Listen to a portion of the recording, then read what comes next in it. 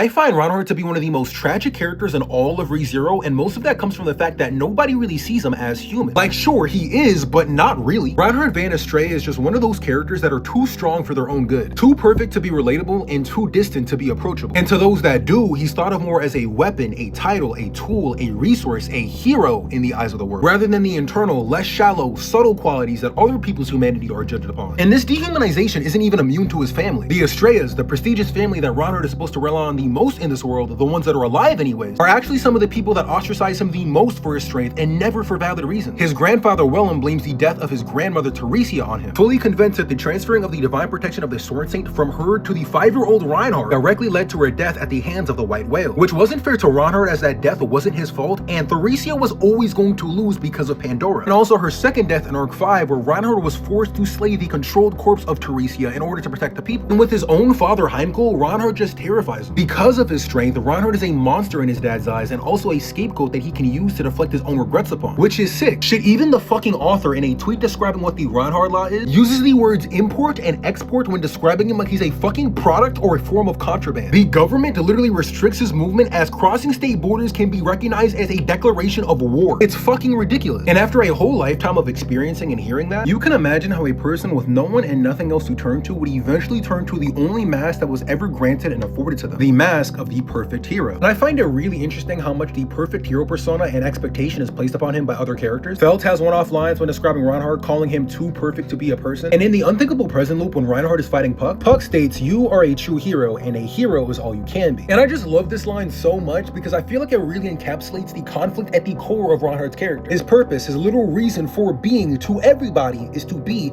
that perfect hero, that true hero. So thus, he must fulfill those expectations for better or for worse. And if he fails at that, then what is his reason for living? With this, it makes sense how Subaru defeated Reinhard in the Pride Round. If you burn the kingdom, the people, and the mask that they were supposed to protect, well, what else do they have? And ironically enough, this is kind of why I love the dynamic between Subaru and Reinhard, because despite Reinhard being the picture-perfect image of what and who Subaru wanted to be and thought he was going to become, in all timelines and in all routes, he's one of the only people to truly understand Reinhard and see him for what and who he truly is, a person. Like, it makes complete sense why these two became friends in the main round. But yeah, that's pretty much it, y'all. I hope you guys understand what I was trying to say. I don't do analyses that often, but if you guys fuck with this style, let me know so I can pump out more. And like always, if you guys enjoyed this video, please like, follow, and also check out the Twitch. It'd be greatly appreciated. And that's about it. I'm gonna catch you.